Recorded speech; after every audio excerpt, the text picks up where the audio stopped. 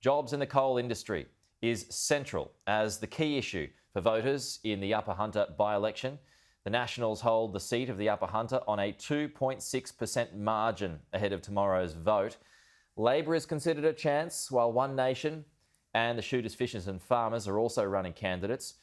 John Barilaro has also accused the former Prime Minister Malcolm Turnbull of treachery for donating to the independent candidate Christy O'Connell. The Berejiklian government could be plunged further into minority if it fails to hold the seat. Well, joining me live now is the Deputy Premier, John Barilaro. John, good to see you. How are you feeling? Good morning, Peter. Look, I'm back here in Singleton. A crisp morning, the way I like it, especially coming from the Monero. Look, I'm feeling confident. We've done some hard work over the last 6-7 weeks in the campaign, but all we've had to do is speak about our track record and what we've done over the last 4 or 5 years or the last 10 years in government. And people sort of see that investment. They understand what we've done. It's all based on what we've achieved, not what we've said. And I'm going in tomorrow quite confident because I've got a good candidate. We've run a decent campaign. But, it is tight. I'm not going to pretend it's very, very tight, Peter. Yeah, and you mentioned the success that the Nats have had over the years in that particular area, but support has been on the wane for the last 3 or 4 elections as some of that support drifts to, those fringe parties. Is that something that concerns you this time around? Yeah, look, it does, but the reality is that's been a trend that's happening across the country. Major parties haven't got their locked-in, rusted-on base vote like it used to be. A lot more people to swing voters. When things are tough, like through drought and all that, a lot of communities look for alternatives. Those protest parties that claim that they can fix the world are only what they are. They are protest parties. But they've been taking votes off all major parties. So that's a concern. But again, we won this by only a couple of percent at the last election. We've been winning it with only a small margin at 2 elections. So we'll test our numbers and we'll see how we go tomorrow. But look, I am going in confident. In the circumstances we find ourselves in this by-election, I shouldn't be.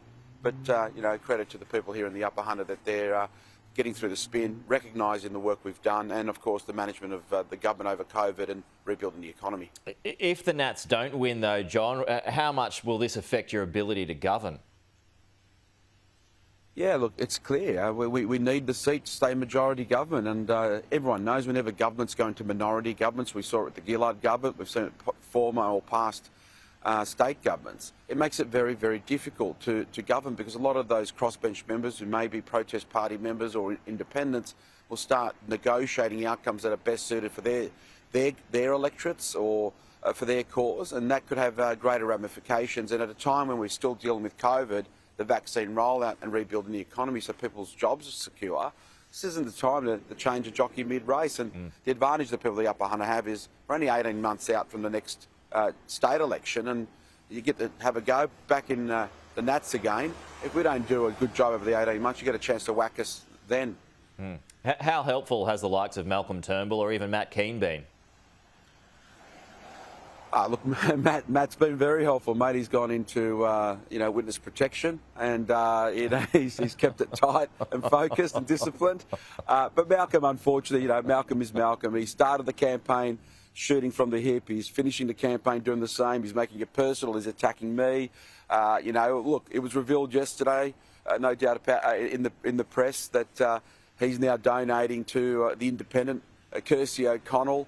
We found out during the day, of course, breaking with Sky News, Danica DiGiorgio, who broke that even Lucy Turnbull may have donated, and God knows how many more of the Turnbull family have donated to the Independent, which is complete treachery when you hold membership card to the Liberal Party, a party that gave you the opportunity to be Prime Minister of this country. You repay them by attacking the best Premier, a Liberal Premier in Gladys Berejiklian, because you got a chip on your shoulder. I tell you what, it says a lot about Malcolm. But like I said, we start how we finished. He's absolutely irrelevant. Well, you yesterday asked for him to resign from the Liberal Party. Last night he tweeted and asked you if it was a joke because, he was a former Prime Minister of the Liberal Party. So are you serious about your suggestion that he should resign? Well, if he doesn't want to back in the Liberal Party, a Liberal government, we've seen his treachery against ScoMo and the Liberal Nationals. We've seen the treachery in the seat of Wentworth, against Dave Sharma in the by-election at the time, and now we're seeing it again now. He seems he doesn't want to be a member of the Liberal Party, so do the honourable thing and resign. Don't wait for the party to sack you. They probably won't. They're honourable. They're a good party, but you don't fit in. Malcolm doesn't fit in. So the honourable thing to do is, if you don't agree, rather than doing what you're doing now, which is treacherous against the party that gave you every opportunity to be the Prime Minister, resign. Why not? Show us today. Rip it up. How much of a thorn in your side is he, John? I don't think he was, but for some reason he's obsessed with me. A chippy from Queanbeyan, somehow has got under the nose or under the ribs of a former Prime Minister. I speak my mind. I back in the bush. I speak on behalf of communities. He doesn't like what I have to say, but this ongoing feud probably started in 2016 when I did call for him to resign. That point as Prime Minister of Australia as a Christmas gift to Australia, but he didn't take my advice then. I'm sure he won't take my advice today. Okay. Just a couple of quick ones before we go, John. This is on vaccines. We had the Federal Health Minister yesterday. He urged people over the age of 50 to get an AstraZeneca vaccine, but then said, well, if you don't want to get it, you can wait for, the others that are going to come later on in the year. What do you make of that? What do you make of that kind of mixed messaging? Because it doesn't sound very urgent when it probably should be. It's mixed messages. Our message has been strong. The Premier, myself, Brad Hazzard, the Health Minister, we need people to get vaccinated. It's that simple. And yes, there's been issue with the AstraZeneca, but it's such a minor side effect, and it's impacted on so few people. And in the scheme of vaccines across the whole board, it's no different, and it's been tested globally. I'm encouraging people, just go out and get tested. If you want international borders to open, if you want to get to even greater level of normality, we need to get people vaccinated. Here in New South Wales, we're rolling it out. Yesterday, a million jabs were recorded. We need people to step up. Yes, we'll always have some level of anxiety about getting a needle in the arm and not understanding clearly what's in the needle. But the best health experts, which have guided us through the pandemic, are now guiding us through the vaccine rollout. I'll take their advice every day. And so the message I have is a clear message. Get out if you're eligible, register and get the jab. There's a report in the Sydney Morning Herald this morning, John, too, that says thousands of AstraZeneca jabs are sitting unused in refrigerators in federally run clinics in New South Wales. What do you make of that? And what is the problem with supply or is the problem with demand? No, we've said this before, and I've said it before. Supply at the moment isn't the issue. It is about demand. And yes, we've opened our big super centre there in Sydney, and we're getting about 5,000 or 6,000 people through a day. So we are absolutely seeing people now sign up and get the jab. We know there's supply, and that's why it's important that there is no mixed messages. I think there is a level of anxiety. I think there's also a level of complacency.